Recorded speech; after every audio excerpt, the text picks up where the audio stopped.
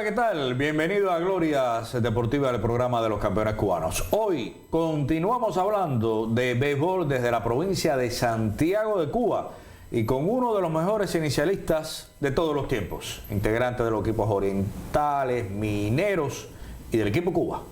Ya comenzamos.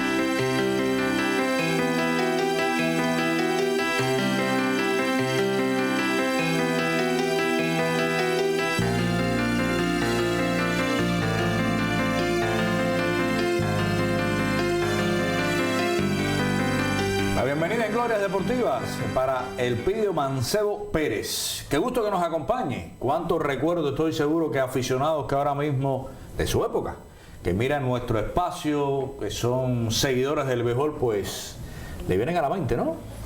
Cuando jugaba Elpidio Mancebo. Bueno, pero su familia no quería que usted fuera pelotero. Bueno, mi padre principalmente quería que mi futuro se basara en los estudios. Pero la pasión que yo tenía siempre por el béisbol, cada vez que tenía un tiempo libre, pues me iba a jugar pelota en los placeres, en algunos lugares donde se practicaba el béisbol. Pero no empezó con el béisbol. Tengo entendido que estuvo con la lucha, con el voleibol. Sí, así es. En la escuela donde yo estudiaba, en Instituto Barrio, había un patio grande y una net de voleibol y allí practiqué voleibol. Pero también fui campeón de lucha, precisamente, lucha libre. Sí. Y campeón provincial, por supuesto. Pues me gustaba tanto el béisbol que dejé la lucha y preferí el béisbol. Siendo juvenil, no tuve ni que ir a eliminarme en La Habana, solamente iniciarme en el béisbol organizado, porque antes lo hacía en placeres, sí, y en lugares donde... ¿Y quién lo ala a estos equipos ya organizados? ¿Quién lo descubre? ¿Cómo se introduce? Bueno, mi primer manager en equipos organizados juveniles fue Edildo Hernández. Él fue fundador de béisbol, de las series nacionales, y tenía un equipo de juvenil donde me captó por mi posición y mis condiciones que yo tenía para llevarme a La Habana con un equipo juvenil. Posteriormente, ese mismo equipo juvenil que ganamos en La Habana, en la categoría mía, que era de 16 años, lo insertó dentro de la primera categoría. Y ahí empezó mi trayectoria, mi carrera deportiva en un equipo organizado. No como primera base. No, yo era right field, aunque jugaba primera también.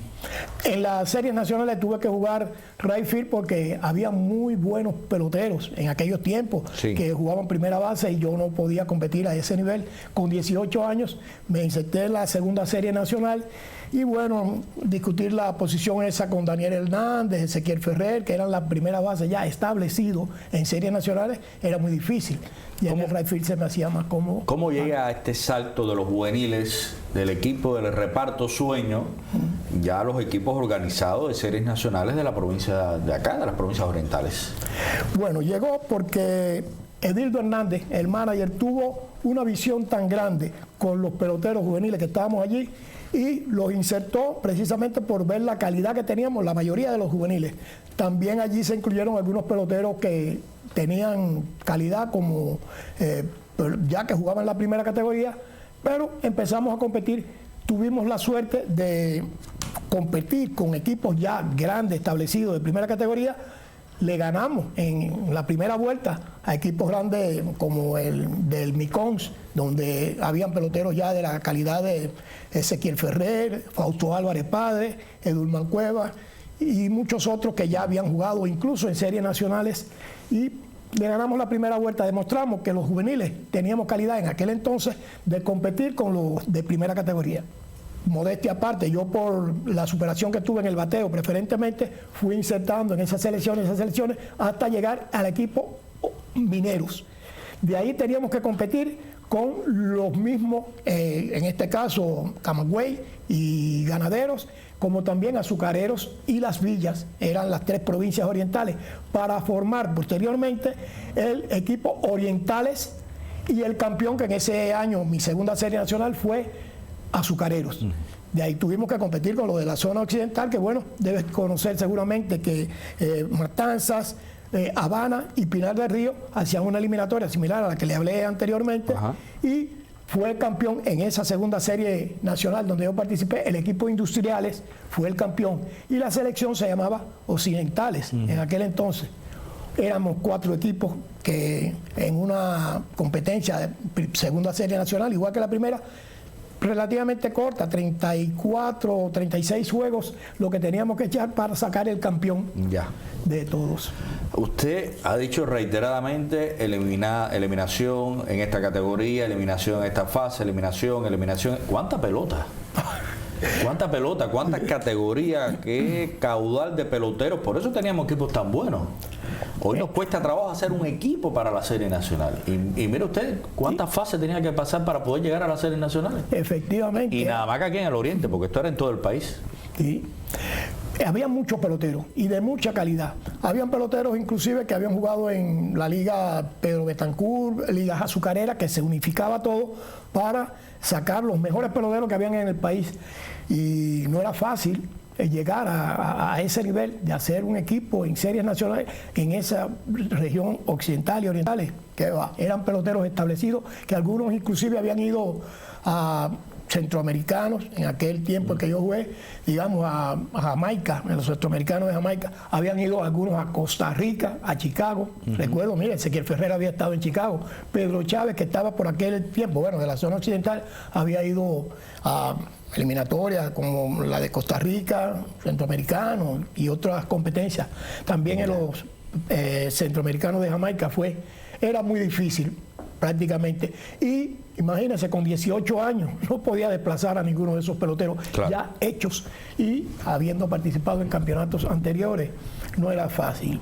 Bueno, momento para conocer los principales resultados deportivos de nuestro invitado.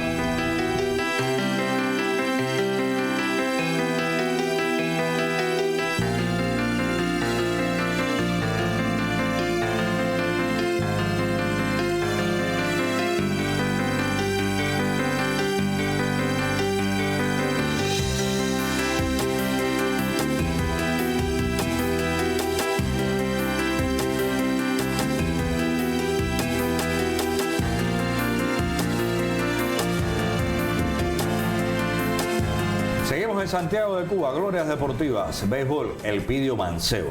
Bueno, voy a resumir un poco series nacionales porque hay varios capítulos interesantes de su vida como pelotero que me gustaría tratar por separado. Por eso le pregunto que en 17 series nacionales, alguna que recuerde con particular cariño, alguna serie selectiva que le haya marcado en su carrera deportiva. Sí, hay una que nos marcó a casi todos los peloteros que participaban en el equipo Orientales, y fue cuando en la sexta serie nacional siempre ganaban los equipos de la zona occidental porque tenían mucho nivel técnico y táctico superior a los de la zona oriental. El equipo Industriales era un equipo que dominaba todos los aspectos de juego, muy superior a los de la zona oriental. Pero en esta serie nacional ya estábamos un poco más hechos y Manuel Alarcón, en un juego ya crucial frente a los Industriales, con un estado de ánimo muy alto, mandó a cerrar la trocha al primer secretario del partido aquí en Oriente, en Santiago de Cuba, residía él, y le dijo que sacaran la conga Cocuyé y que abrieran la trocha, que iba a ganar ese juego. Y efectivamente lo ganamos. Así por primera vez, un equipo de la zona occidental, en este caso, como le decía, Occidentales, el primer año ganó, 4 años después lo ganó Industriales, pero Orientales se impuso en esta serie nacional. Eso nos recuerdo, nos llamó mucho, marcó a todos los peloteros que estábamos allá. A partir de ese entonces, ya los peloteros que dominamos en esta zona, la técnica y táctica de juego, empezamos a ganar un poco más los campeonatos a la hora de decidirlo. ¿Usted estaba regular en ese equipo? Sí, yo estaba regular, era el right field regular del equipo en aquel tiempo, sí. Porque, bueno, ya estuvo acá en nuestro espacio Roberto Valdés, nos contaba un poco, ¿no? Primero que le ganaron a Granjero y en la final contra Industriales. Exacto. En el Latinoamericano. ¿Ese año cómo le fue? ¿Estuvo bien? Estuvo muy bien, todos estuvimos muy bien, una selección muy fuerte, reforzado con equipos de los Granjeros. Me recuerdo que Felipe Sarduí era uno, Miguel Cuevas también, lanzadores como Reinaldo Alcia Puig, pero en definitiva no tenía ese gran nombre, pero Roberto Valdés, Manuel Alarcón, Aquino Abreu. Imagínense. Eran peloteros ya de un nivel muy alto y pudimos ganar. Emilio Vargas, Francisco Salcedo, eran peloteros ya que dominábamos mucho mejor el juego de béisbol. Bueno. Y nos impusimos muy bien. Agustín Arias creo que era el short, segunda base era Andrés Telemaco, primera base Ezequiel Ferrer, que alternaba con Juan Serrano, y la tercera base, no sé si conocen el nombre, el seudónimo de Chivo García, José García se llamaba él. El catcher era Ramón Echavarría, Fermín Lafitte era nuestro centerfield, yo jugaba right field, y el left field era Oreste Quindelán. Una banda. Muy buena, en aquellos tiempos nos defendíamos muy bien, ya estábamos un poco más hechos y muy fuerte el equipo. Bueno, le decía que había algunos momentos particulares de su carrera deportiva que quería destacar. Por ejemplo, logró con Mineros el título de bateo con 327. Se convirtió en el primer pelotero oriental en lograr un título de bateo en series nacionales. Por arriba Antonio Muñoz con 325. ¿Qué lucha esa? Sí, fue muy difícil porque tuve que para ganarle el Champion Bat, en este caso, por un punto solamente, discutirlo con Antonio Muñoz, como tú refieres. El último día, ese último juego, debo decir que primero, como el equipo estaba discutiendo los primeros lugares, yo me había ido por encima de él por un punto o dos. Fallé una vez y estuve por debajo, pero la última vez sí di un hit que fue el que pude estar por encima de él en averaje. Ese fue el promedio. Se convirtió en nuestro tercer pelotero en series nacionales en llegar a 1000 hits. Sí. Por detrás de Wilfredo. Y de Osorio creo que fue, sí. De hecho, entonces, el primero oriental también. También el primer oriental que tuvo el líder de los batallas, pero además haber llegado a la cifra de 1000 hits. Como hay que batear. Y no era fácil. En aquel tiempo habían unos pitchers muy desarrollados, mucha calidad para haberse impuesto. Bueno, también tengo un apunte aquí que me ayuda a rectificar. Primero, en arribar a la cifra de 859 juegos jugados, 150 dobles conectados, 634 bases recibidas, 7.317 entradas jugadas. Así es. Sí, prácticamente yo salía en el line-up todos los días. Debo decirte que en ocasiones a veces tenía una lesión un poco ligera, digamos, yo soy asmático, crónico, y a veces tenía que inyectarme con aminofilina en las venas para poder salir al line-up, pero me gustaba tanto la pelota que aún con algunas lesiones yo jugaba, igual que otros peloteros. Había mucho amor a la camiseta, por decirlo de una manera, y deseo de siempre vencer. Esas lesiones a veces leves que tienen algunos peloteros, allí, no sé, cuando se presentaban, se olvidaban y seguían jugando. Alguna fisura, digamos, el receptor nuestro, Ramón Echavarría, le recibía a peloteros que tiraban tan duro, caso de Roldán Guillén, Modesto Verdura, Manuel Alarcón, que tenía a veces algunas fisuras no tratadas, y le ponían yeso, y él a la semana, aunque le dieran 20 días o más, él decía, quítame el yeso que quiero jugar. Ese amor por la camiseta, te reitero, estaba mucho más entre nosotros, sí. A diferencia de ahora, porque antes no teníamos un médico en el dogado, como en estos momentos los hay, psicólogos, eso, solamente había un enfermero y no tenía aquel conocimientos profundos para tratar algunas lesiones grandes. Había un ligamento o algo leve que simplemente pues te quitaba el dolor. Óigame, ¿qué cosa es tirar duro? ¿Qué cosa es tirar duro? Que usted mencionaba a estos lanzadores de tirar duro. Bueno, ¿eso era 88 millas o era 95 millas? Duro es, me refiero a la velocidad del pitcher, tirar con mucha velocidad. En aquellos tiempos el lanzador que tirara 90 millas no era tan relevante. Te digo esto porque muchos tiraban las 90 millas, había un descanso mayor y eso. Pero yo te puedo decir que no había un velocímetro, pero relacionándolo a lo que vemos ahora con el velocímetro, lanzadores como Roldán Guillén, Juan Pérez Pérez, Modesto Verdura, y por La Habana, bueno, el mismo Changamedero, a pesar de que tenía muy buena curva, tenía mucha velocidad también, esos pitchers pasaban fácilmente las 90 millas, y algunos 95 y más también. ¿Y los bateadores cómo hacían sus ajustes para conectarle a estos bateadores? Porque mire que oigo que el equipo Cuba, que dicen Cuba 90 millas, y entonces en un evento internacional 95 millas, entonces los bateadores nosotros no le pueden bater a 95 millas, no saben hacer los ajustes. No, cuéntame un poco, porque aquí parece más simple esto. Sí. Bueno, antes trataban de batearle, pero era muy difícil. Los récords pueden decirte los promedios en carreras limpias, aquellos que en aquel tiempo no se frecuentan ahora. Los pitchers tenían, me recuerdo, aunque no tenían 90 millas, pero Giovanni Gallego tenía muy buena curva, slider, knuckleball y otra cosa, y eran de 1 punto y pico. No se le podía batear tan fácilmente. Pero aún así teníamos que obligatoriamente combatir frente a esos rivales que tiraban muy fuerte. Por cierto, Rogelio García era uno de los que tiraba muy fuerte también, muy duro. Bueno, un poquito de su actuación internacional, Panamericanos del 67 en Winnipeg, Canadá. Sí. Ahí tengo entendido que hay un partido difícil, complicado contra México, donde usted conecta 2 jonrones en ese choque, ¿no? Sí, y se logra esa victoria. Sí, eso fue un juego muy difícil, pero que sirvió también para clasificar al playoff, que últimamente, o en ese final, tuvimos que rivalizar con los Estados Unidos. Resulta que en ese juego frente a México, estaban ganando un buen lanzador de ellos, estaba ganándonos 4 carreras por 0. Y en el 9º inning, yo tuve la oportunidad, la suerte esa de batearle un jonrón la primera vez que fui en ese inning. Y les dije a mis compañeros que me fueron a recibir allí al home, no me dejen solo. Eso fue una anécdota muy bonita.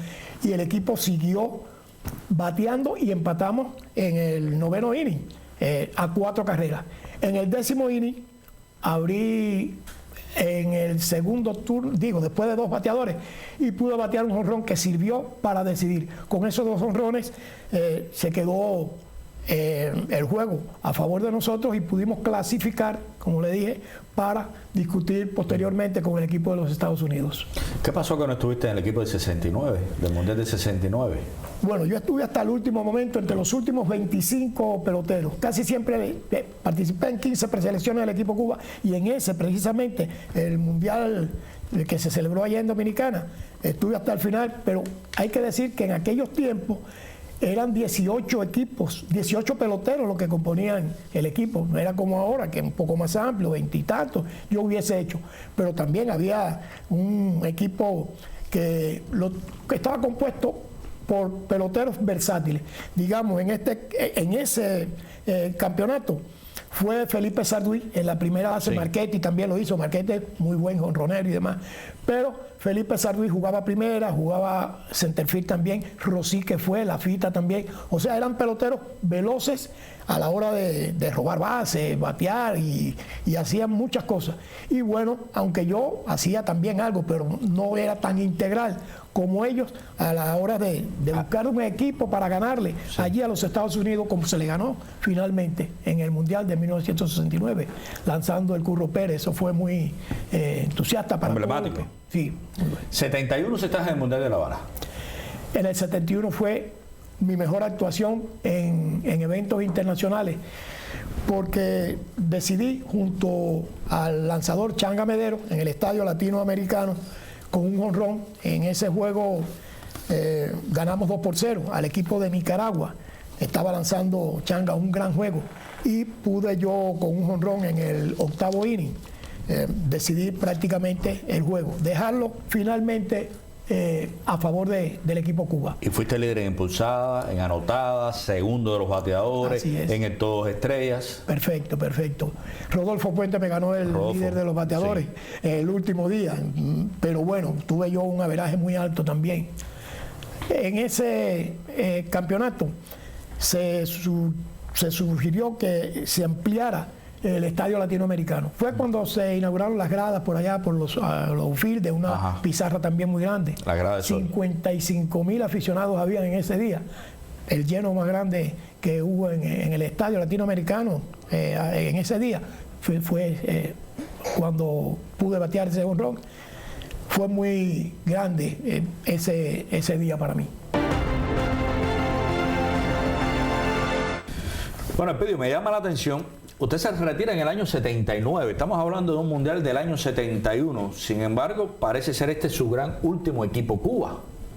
En plena, diría yo, efervescencia ofensiva, capacidad como pelotero, ¿no? ¿Qué pasó que, hablando de equipos Cuba, a ese máximo nivel no eres más llamado como regular? Bueno, debo decirte que había primera base de mucha calidad. Yo estaba entre ellos, no puedo marginar ante esos peloteros, porque precisamente estuvimos también compitiendo y se quedaron peloteros como Antonio Muñoz, a quien considero uno de las mejores o el mejor primera base de aquellos tiempos, junto a Oreste Esquindelán también, pero estaba Agustín Marchetti, Felipe Sarduí, Agustín Lecay estaba, pero bueno, era de menos nivel ofensivo que nosotros. Y no era fácil hacer ese equipo. Pero yo siempre llegaba con ellos hasta el último momento, pero peloteros de alto nivel como ellos a veces tenían que ocupar la posición, y yo en este caso, pues, hay otra cosa que no me permitió ser mejor a la hora de tenerle que ganar la posición a esos peloteros que te mencioné.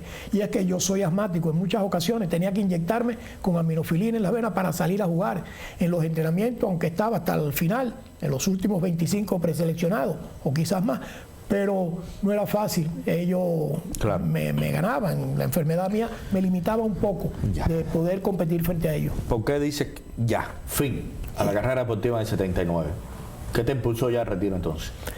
Bueno, precisamente esto me impulsó, el no poder asimilar los entrenamientos que me exigía el entrenador, en este caso Manuel Millar, cuando la división político-administrativa aquí en la provincia de Santiago de Cuba fue el manager, y decía que yo tenía que hacer llevar la misma carga de entrenamiento que el resto del equipo. Creo que si se hubiese sobrellevado la carga, yo hubiera jugado 3 o 4 años más como bateador designado, que en aquel tiempo ya estaba fungiendo en el equipo. Y también como primera base podía alternar, pero sobrellevando la carga de entrenamiento. Digamos que si yo venía, por ejemplo, de la preselección del equipo Cuba, con una carga ya en estado óptimo, no debía estar 2 o 3 meses entrenando para la próxima serie nacional, claro, con la carga misma que llevaban algunos peloteros que venían de los juveniles o de categorías inferiores, campeonatos provinciales y eso. Y él dijo que yo tenía que hacer lo mismo, porque si no podía recaer en una indisciplina. Realmente no fue una indisciplina mía, es que la capacidad mía como pelotero no me daba para hacer lo que él exigía como entrenamiento y después rendir, para que el público, cuando me viera allí en la serie nacional, viera al pelotero que conocía, no un pelotero, cansado o sobreentrenado. ¿Me entiendes? Claro. Esa era la posición. ¿Nunca te expulsaron de un terreno de pelota? Hoy que los peloteros protestan por cualquier cosa. Sí. Incluso yo era moderador ante las situaciones que se daban cuando se tenía que discutir con los árbitros y hacer alguna discusión. Es verdad que los peloteros tenemos la sangre que nos hierve un poco cuando nos hacen una jugada que va contra el equipo nuestro y queremos discutirla, queremos que se normalice las cosas a favor nuestro. Igual que cuando le cantan un strike o un out, que no, a mí me sucedían muchas cosas de esas, pero yo entendía de que los árbitros, igual que los peloteros, son humanos y se pueden equivocar igual que nos equivocamos nosotros. Siempre tuve la simpatía de los árbitros, me llevaba muy bien con ellos y nunca le discutía sus decisiones cuando tenían que hacerla en contra mía o en contra de algún equipo, de alguno de los peloteros que componían el equipo. Bueno, dentro de la familia, algún miembro se decantó por la carrera deportiva. Bueno, sí, precisamente quien me enseñó o me dio los primeros pasos, mi hermano Herminio Mancebo, precisamente hizo un equipo, un año con los industriales. Él fue receptor de los industriales, catcher, muy bueno, pero solamente pudo jugar ese año. Había muy buenos peloteros, tenía mucha fuerza al bate, pero le ganaban la posición porque como receptor, jugadores como Jesús Jufré, en aquel tiempo él estaba, pero Ricardo Lazo era muy buen receptor, era el mejor de Cuba inclusive. ¿Hijos o nietos? Y otros. ¿Sí? ¿Hijos, nietos? Bueno, sí, tengo un hijo que le gusta mucho la pelota. Universitario, fue conmigo como hijo y alumno, pero no, tengo otro hijo que no le gusta la pelota, pero no fue de un nivel alto. Ni tampoco Armando, el hijo mío de matrimonio, que es psicólogo. Trabajó precisamente con Higinio Vélez, pero como psicólogo. Él se graduó de psicólogo en la universidad y estuvo integrado al equipo Santiago de Cuba, que ganó. Bueno, muchísimas gracias por habernos acompañado en este espacio y recordar su maravillosa carrera deportiva. Gracias a usted. Ha sido un placer poder compartir con usted, llevarle mis experiencias y mi parte de mi vida deportiva a los aficionados que nos escuchan y estar en este buen programa que usted lleva. Yo lo he seguido y me siento muy complacido de estar aquí. Gracias, muchísimas gracias. Bueno, punto final a nuestra emisión. Aquí estaremos, seguiremos en Santiago de Cuba la próxima semana para seguir conociendo de la vida de un campeón cubano. Hasta entonces.